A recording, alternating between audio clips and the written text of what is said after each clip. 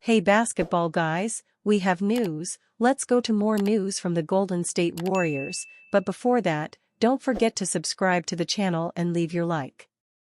The Warriors need a big man to grab rebounds and score, and Nikola Vucevic is an ideal fit for what the Warriors are looking for in the market. The Warriors are looking for a center who consistently shoots threes. Currently, Vucevic is using the perimeter the best of his career, hitting 40.6% of his shots in this regard. Furthermore, the player has averages per game of 20.1 points, 10.3 rebounds, and 3.4 assists in 45 games. A true double-double machine, Nikola has always shown himself to be an excellent player offensively, despite being average at best on the defensive front. As the NBA trade deadline approaches, speculation is swirling in the basketball world. Among the teams most discussed recently, the Golden State Warriors have been the focus of rumors about potential player acquisitions. One of the most talked about names is center Nikola Vucevic, currently playing for the Chicago Bulls. Vucevic's potential move to the Warriors has generated interest and buzz, especially because the 34-year-old has skills that fit well into the team's current scheme. However, to complete this trade, Golden State would need to send a valuable first-round draft pick to Chicago, which seems to be a point of hesitation for the team. Why are the Warriors interested in Nikola Vucevic? The reason the Golden State Warriors are eyeing Vucevic is clear.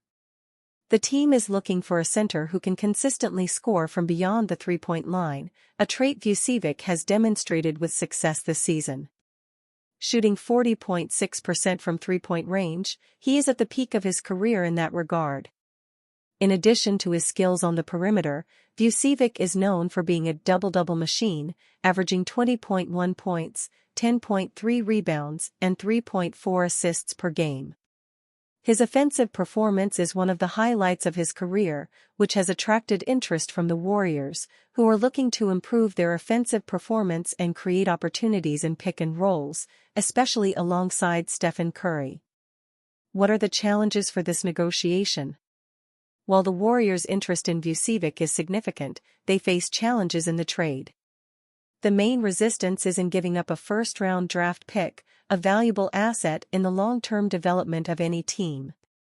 Renowned journalist Mark Stein highlighted Golden State's hesitation, highlighting the complexity of this type of trade in the modern NBA.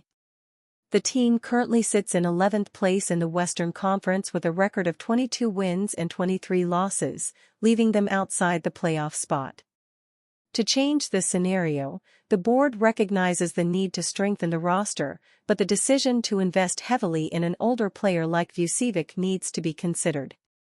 Is Nikola Vucevic trade inevitable?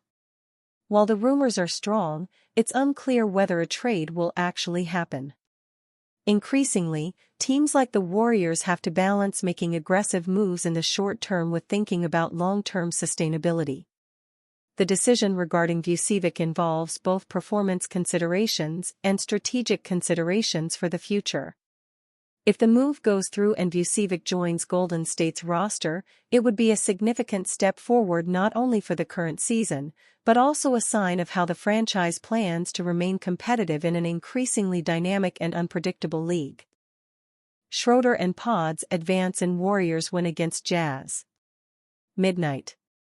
Warriors point guard Dennis Schroeder returns to the game after sustaining an apparent ankle injury in Golden State's matchup against Utah Jazz on Tuesday at Chase Center.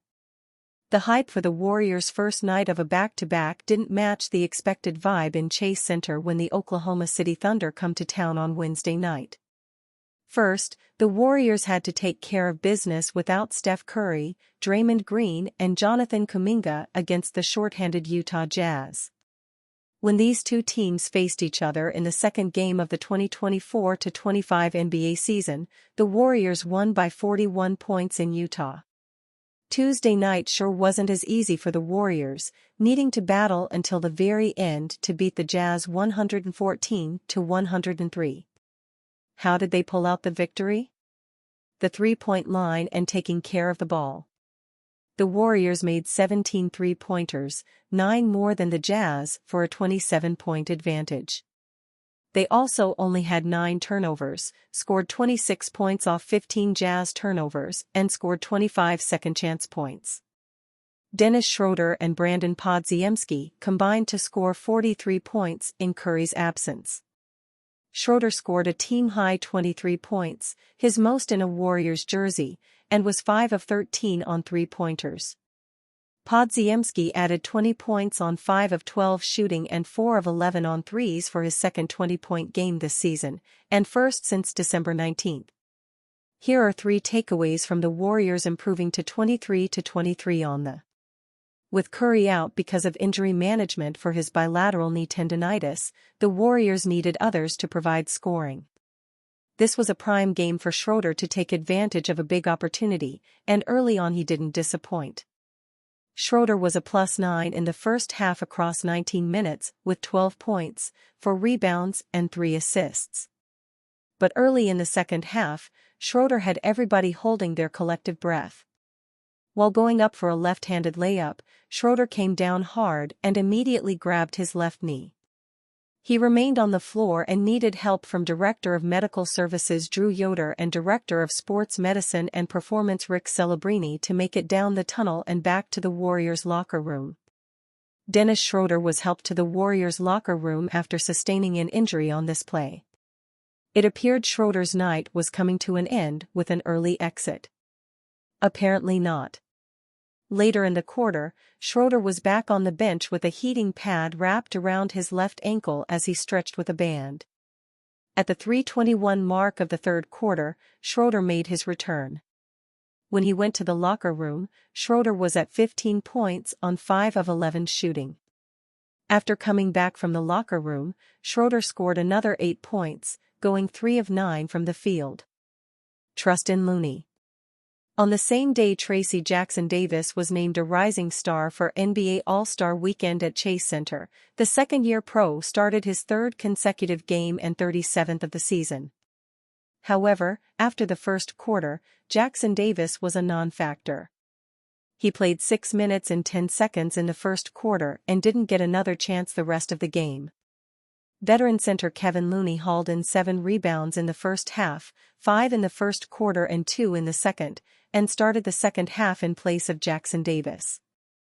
While Jackson-Davis was a -7 in his first half stint, Looney was a +12. Through 3 quarters, Looney was up to a +15 in 17 minutes off the bench thanks to having 6 points, 8 rebounds, 2 assists and 2 blocked shots. He ended up scoring 6 points and came down with a game-high 11 rebounds, 6 on defense and 5 on offense.